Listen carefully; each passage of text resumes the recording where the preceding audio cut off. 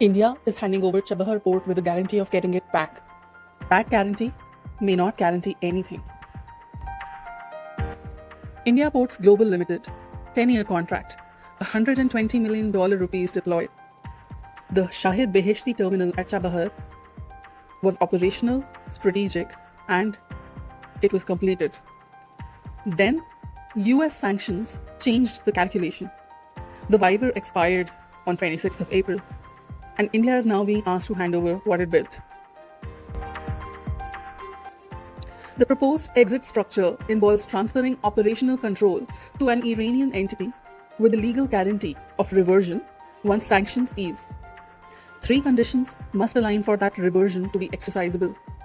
US sanctions must ease, the Iranian government in power at the time must honor it, and the Iranian receiving entity must be legally bound to transfer back. None of those conditions is within India's control. None is addressed by the existing contract. What India is building is a contractual expectation, dressed as a legal right. This is not a bilateral India-Iran problem. 6 layers of commercial actors built positions on the assumption that Chabahar would function as a stable Indian-operated port.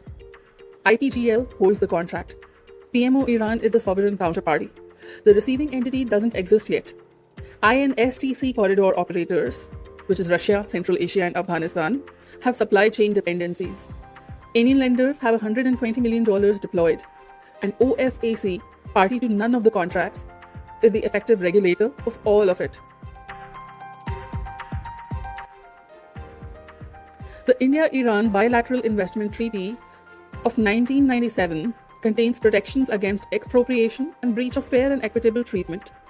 If Iranian sovereign action prevents IPGL from exercising its reversion right, the BIT is engaged. The Davis case at the PCA proves sovereign action can constitute expropriation. But Davis has a limit. In Davis, the disrupting sovereign was the host state. In Chabahar, it is the United States. The triangular configuration, non-sanctioned investor, third state disruption, and host state sovereign trigger, that exists and it is doctrinally unresolved. Chabahar may just be the case that forces it. Clifford Chance acted in the Odebrecht pipeline concession termination by Peru, where a sovereign counterparty terminated a long-term infrastructure concession, and the question was what the operator's rights were worth. That is the same core legal question Chabahar will eventually produce. The upstream moment is right now. The transfer agreement being drafted today will determine what any future tribunal is asked to decide. When the documents being drafted today are the ones that determine what a tribunal is asked to decide tomorrow, who is reading them now? Chabahar made it visible. It will not be the last.